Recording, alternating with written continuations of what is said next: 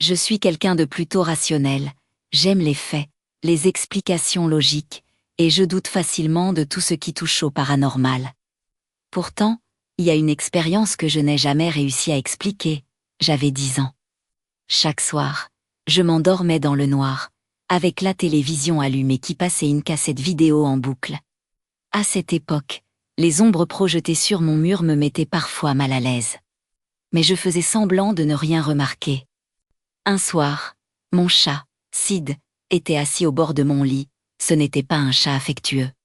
Mais je l'entendais ronronner doucement. J'étais sous la couette, tournée vers le mur, et je voyais des ombres bouger lentement devant moi. Peu à peu, une certitude glaçante s'est imposée.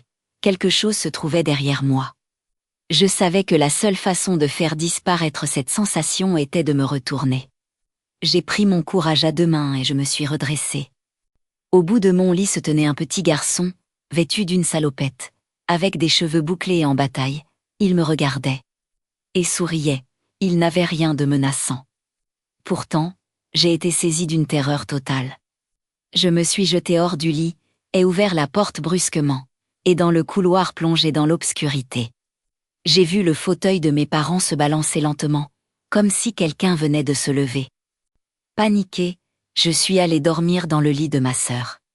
Le lendemain matin, elle m'a confirmé que j'étais venue chez elle, terrorisée, je n'ai jamais rien revu depuis. Mais 1 an plus tard, j'ai appris qu'au bout de notre allée se trouvait une maison abandonnée depuis plus de 100 ans. Avec ses meubles et même son sapin de Noël encore en place. Depuis, je me demande.